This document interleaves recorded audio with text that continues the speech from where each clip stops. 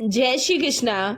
एक बार एक महात्मा जंगल में अपनी साधना में तल्लीन थे। कुछ समय बाद उनकी आंख खुली तो क्या देखते हैं, चार सुंदर युवतियां सामने खड़ी हैं। महात्मा जी ने उन युवतियों से कहा कि तुम लोग कौन हो और इस बियावान जंगल में क्यों खड़ी हो और कहाँ रहती हो। बाबा जी की बातें सुनकर वह युवतियां बोली, हम यहीं पर आपके साथ इसी जंगल में रहते हैं। बाबा जी बोले कि मैंने तो आज तक तुम्हें इस जंगल में कभी नहीं देखा और अनेकों बरसों से तो मैं यहीं पर साधनारत रहता हूँ। इस दरमियान कोई भी मनुष्य, स्त्री या पुरुष मुझे नजर नहीं आए। मुझे खुलकर साफ साफ बताओ तुम कौन हो और मेरे पास कहाँ रहती हो। अब उन युवतियों में से एक बोली, बाबा मैं बुद्धि हूँ और मेरा निवास स्थान मस्तिष्क में है, मैं वहीं पर रहती हूँ। दूसरी बोली, हे महात्मन मेरा नाम लज्जा है और मेरा निवास स्थान आंखें हैं, मैं आपकी आंखों में ही निवास करती हूँ। अब तीसरी बोली, हे साधु महात्मन मेरा नाम दया है और मैं हृदय में निवास करती हूँ, अर्थात मैं आपके हृदय में ही वास करती हूँ। अब चौथी का नंबर आया और वह भी बोली, हे महात्मन मेरा नाम शक्ति है और मैं सर्वज्ञ शरीर में निवास करती हूँ, अर्थात मैं आपके सारे शरीर में समाई हुई हूँ। उन चारों युवतियों की बातें सुनकर वह संत महात्मा बोले, हाँ देवियों, आपका निवास मेरे इस शरीर में ही है, लेकिन मैं यह शरीर नहीं हूँ। और ऐसा कहकर फिर वे अपनी साधना में लीन हो गए और कुछ समय बाद जब उनकी आंखें फिर से खुली तो क्या देखते हैं कि चार सुंदर नवयुवक सामने खड़े हैं। महात्मा जी ने उनसे कहा कि हे भद्र पुरुषों, आप कौन हो और इस जंगल में क्या कर रहे हो, तुम कहाँ रहते हो।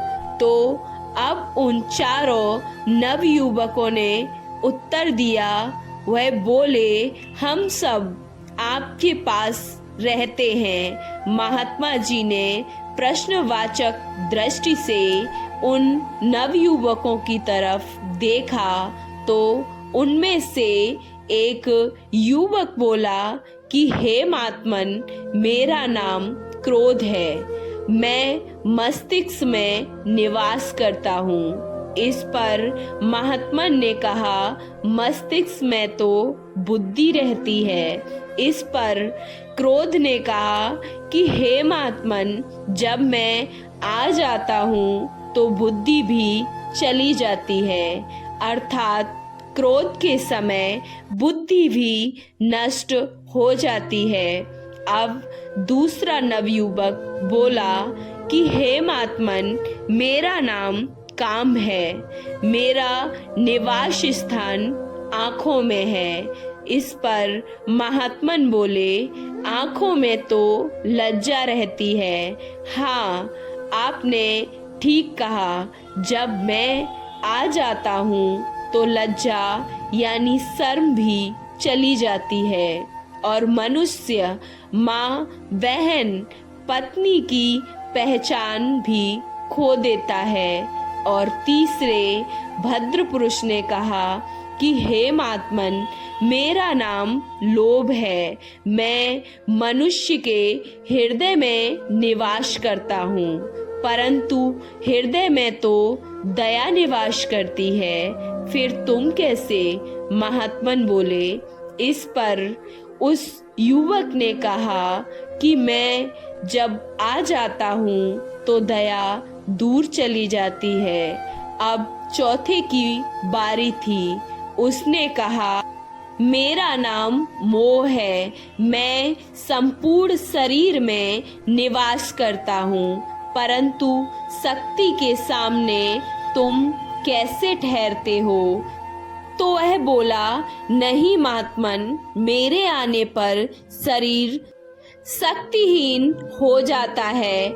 महात्मा जी ने कहा, तुम सब ने ठीक कहा, तुम सब मेरे शरीर में ही वास करते हो, परंतु मैं यह शरीर नहीं हूँ, मैं इन सब से परे अलग हूँ। ऐसा कहकर पुनः साधु महात्मन अपनी साधना में तत्लीन हो गए। स्वामी जी महाराज ने सत्संग में आगे कहा कि जब साधक अपने गुरु के मार्गदर्शन में साधना करता है तो कुछ समय के बाद उपरोक्त सभी कामनाएं उससे अलग होकर बाहर खड़ी हो जाती हैं और वह निश्चल हो जाता है। उसे ज्ञान प्राप्त हो जाता है कि वह उस प्रभु की एक बूंद का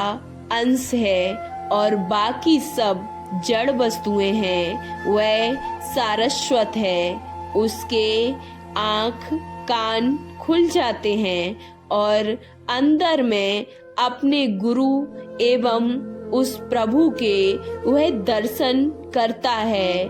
तभी तो कहा है, गुरु गोविंद दोऊ खड़े, काके लागू पाए, बलिहारी गुरु आपकी गोविंद दियो बताए। आपको ये कहानी कैसी लगी? अच्छी लगी तो कमेंट बॉक्स में जय श्री कृष्णा अवश्य लिखें। वीडियो को लाइक, चैनल को सब्सक्राइब करना ना भूलें। राधे राधे, जय श्री कृष्णा।